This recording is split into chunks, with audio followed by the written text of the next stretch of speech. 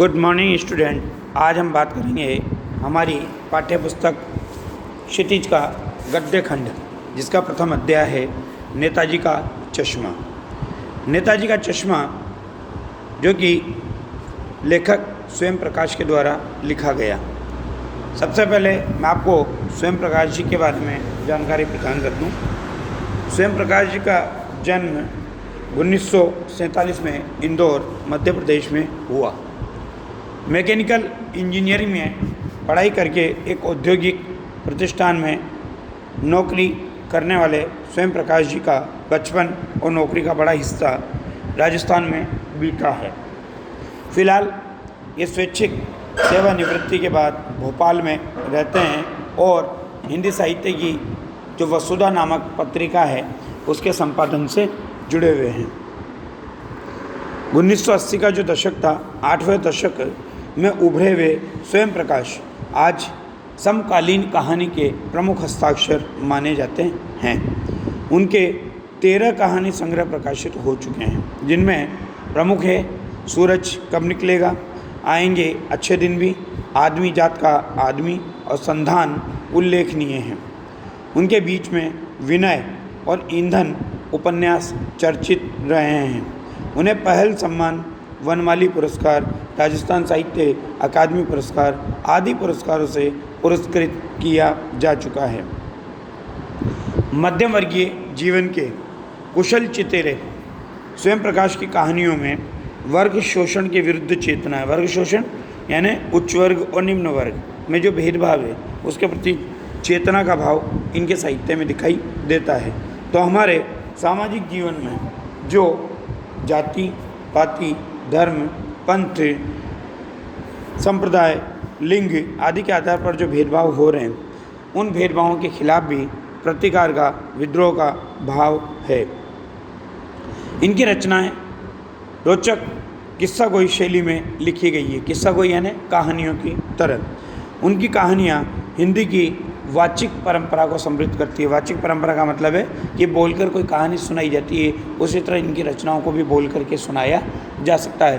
तो इनकी जो रचना है वो कहानी की वाचिक परंपरा को समृद्ध करती है। अब बात करते हैं हम हमारे अध्याय के बारे में, नेताजी का चश्मा। देखिए, देश किससे कहा जाता है। सबसे पहले हम इस पर बात करेंगे कि चारों ओर की सीमाओं से घिरे हुए भूभाग को केवल देश नहीं कहा जा सकता। देश बनता है उसमें रहने वाले लोग, सभी नागरिक, नदियाँ, पहाड़, पेड़ पौधे, वनस्पति, पशु पक्षी हैं, और इन सबसे प्रेम करने तथा इनकी समृद्धि के लिए प्रयास करने का नाम क्या है? देशभक्ति। मतलब हम अपने देश के हित के लिए, जब अपने देश की कोई भी विषय है, कोई भी वस्तु है, कोई भी प्राणी है, कोई भी मनुष्य है, सबके प्रति सहयोग का, समता का, समानता का भाव रखें, तो यही हमारी देशभक्ति कहलाती है। नेताजी का चश्मा कहानी कैप्टन चश्मे वाले के माध्यम से देश के करोड़ों नागरिकों के योगदान को रेखांकित करती है, जो इस देश के निर्माण में अपने अपने तरीके से इस देश को सहयोग प्रदान करते हैं। कहानी ये कहती है कि बड़े ही नहीं, बच्चे भी इसमें शामिल होते हैं। किसमें? देश के निर्माण में। तो यहाँ पर देखिए, ऐसी एक घटना को प्रस्तुत किया गया है। एक कस्बा था, उस कस्बे में हालदार साहब जो एक कंपनी में काम करते थे, वो कंपनी के काम के सिलसिले में हर 15वें दिन उस कस्बे से गुजरा करते थे। अब कस्बा कोई बहुत बड़ा नहीं था, वहाँ पर पक्के मकान भी गिने चुने थे, नगर पालिका थी। अब जहाँ नगर पालिका है तो आप अनुमान लगा सकते हो कि वो कितना बड़ा कस्बा होगा। 1-2 स्कूल थे। अब नगर पालिका है तो नगर पालिका का काम क्या होता है? साफ़ सफाई की व्यवस्था के साथ सौंदर्यीकरण की व्यवस्था। तो यहाँ पर भी उस नगर पालिका में एक बार क्या होता है, एक उत्साही बोर्ड आता है। वो उत्साही बोर्ड उस कस्बे के चौराहे का सौंदर्यीकरण करने के बारे में सोचता है, और वहाँ पर वो नेताजी सुभाष चंद्र बोस की मूर्ति को स्थापित करवाना चाहता है। वो प्रयास करते हैं और उसका आखिर में उनके पास बजट कम था और अच्छे मूर्तिकारों की जानकारी उनको नहीं थी, इसलिए शायद उन्होंने उस कस्बों के इकलौते ड्राइंग मास्टर मान लीजिए उस कस्बे के इकलौते ड्राइंग मास्टर, मान लीजिए उनका नाम था मोतीलाल। ध्यान रखना, ये नाम आपको याद रखना है, क्योंकि बोर्ड की परीक्षाओं में पहले ये प्रश्न पूछा जा चुका है। तो उसे ये कार्य दे दिया जाता है और वो 1 महीने में मूर्ति बनाकर पटक देने का विश्वास दिलाता है। मूर्ति बनाई जाती है बस्ट के रूप में, जिसे आप कहते हो हाफ बॉडी। उस हाफ बॉडी का निर्माण किया जाता है उसके द्वारा, और वो मूर्ति किसकी है? संगमरमर की। संगमरमर की नेताजी की मूर्ति बनाई जाती है। ये प्रयास बड़ा सराहनीय कहा जाता है। उन नेताजी को देखते ही नेताजी के नारे याद आते हैं, तुम मुझे खून दो मैं तुम्हें आज़ादी दूंगा, दिल्ली चलो आदि के नारे याद आते हैं।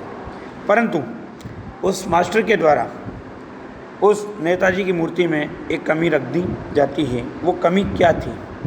वो कमी थी, नेताजी की मूर्ति पर चश्मा नहीं था। अब आप सोचो, विचार करो कि नेताजी की मूर्ति पर अगर चश्मा नहीं होगा तो उनके व्यक्तित्व में कितनी बड़ी कमी नज़र आएगी। क्योंकि हम जिसे जिस रूप में जानते हैं उसके व्यक्तित्व में अगर किसी भी चीज़ का अभाव होता है तो हम असहज हो जाते हैं, उस कमी को देख नहीं पाते या उसे पहचानने में हमें दिक्कत होती है। तब अब हवलदार साहब उस कस्बे से गुजरते ही रहते थे और उस मूर्ति पर चश्मे बदलते हुए देखते थे।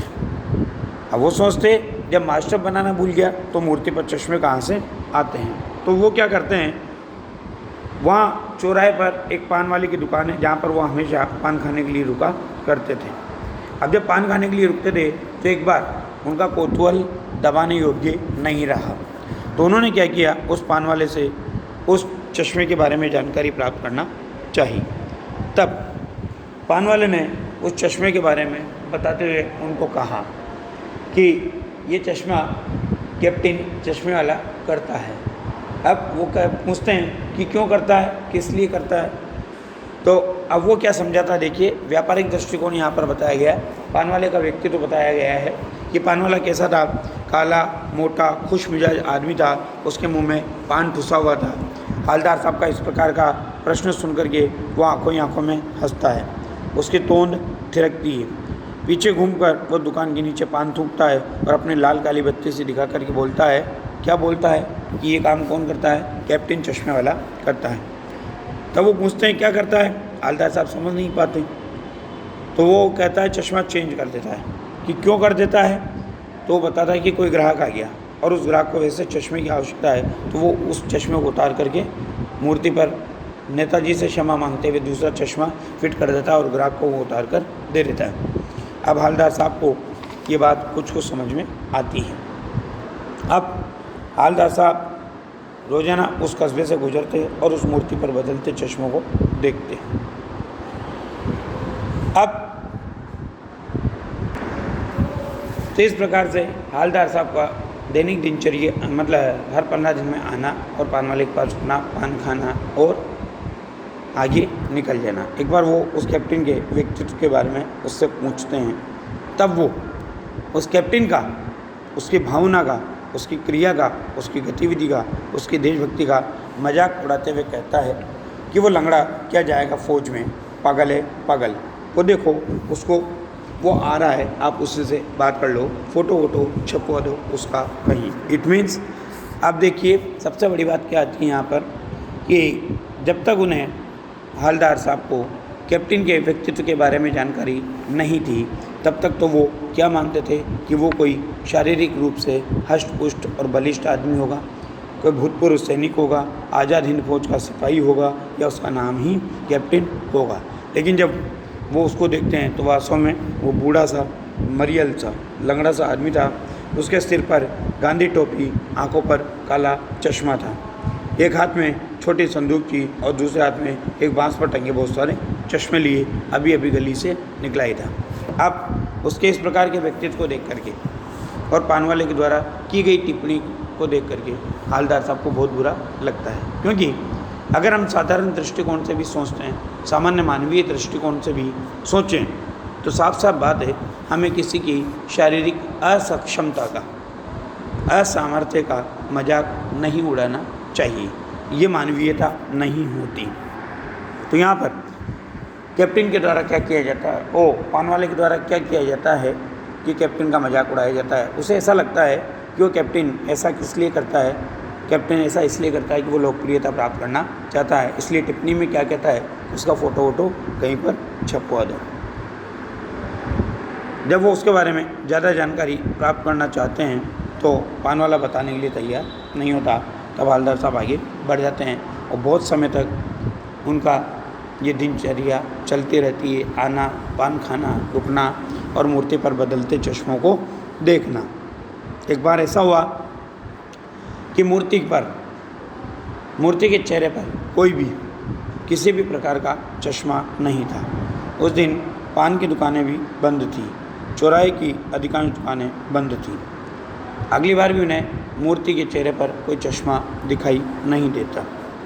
तब वो उस पान वाले के पास आते हैं और उससे पूछते हैं कि आज तुम्हारे नेताजी की आंखों पर चश्मा नहीं है। तो उनके इस प्रश्न को सुनकर के पान वाला उदास हो जाता है।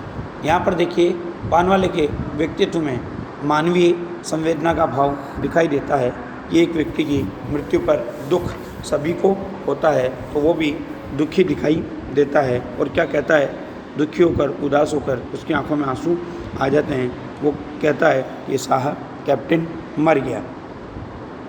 इतनी बात होते ही हवलदार साहब कुछ भी नहीं पूछ पाते, चुपचाप खड़े रहते हैं और फिर पान के पैसे चुकाकर जीप में चले जाते हैं। तब उन्हें लगता है, वो दो प्रकार के व्यक्तित्व के बारे में सोचते हैं कि इस देश में एक वर्ग तो ऐसा है जो इस देश के खातिर, देशभक्ति के खातिर अपना घर, गृहस्थी, जवानी, जिंदगी सब कुछ न्यौछावर कर देता है, और एक वर्ग ऐसा है जो क्या करता है, इन देशभक्तों के त्याग और बलिदान का कोई महत्व उसके मन और मस्तिष्क में नहीं होता। वो ऐसे व्यक्तियों का मजाक उड़ाता है और अपने स्वयं के कार्य की सिद्धि के लिए, अपने स्वयं की कार्य की पूर्ति के लिए बिकने के मौके ढूंढता है। उन्हें ये बात बड़ी अजीब लगती है। अगली बार उन्होंने सोचा कि कस्बे में चौराहे पर रुकेंगे नहीं, पान भी नहीं खाएंगे, काम ज़्यादा था, कहीं आगे खा लेंगे। अचानक से जब वो वापस उस कस्बे में आते हैं तो आदत पड़ चुकी थी उनकी, वो मूर्ति की तरफ देखते हैं तो उन्हें मूर्ति पर फिर से चश्मा लगा हुआ दिखाई देता है, लेकिन वो चश्मा रियल नहीं था, वो चश्मा सरकंडे का बना हुआ था। सरकंडे का चश्मा देखकर अचानक से वो ड्राइवर को जीप रोकने के लिए कहते हैं। रास्ता चलते लोग उनको देखने लगते हैं। वो तेज़ तेज़ कदमों से मूर्ति के तरफ लपकते हैं और ठीक सामने जाकर अटेंशन में खड़े हो जाते हैं। क्यों, किस कारण से उनका अटेंशन में खड़ा होना था? क्योंकि वो देखते हैं कि ये चश्मा तो छोटे बच्चे बनाते हैं और उस बच्चे में भी इतना देशभक्ति का भाव है कि वो नेताजी की मूर्ति को बिना चश्मे के नहीं देख सकता। इसलिए एक बात तो छोटी सी थी, परंतु वो बात अत्यधिक भावुक कर देने वाली थी।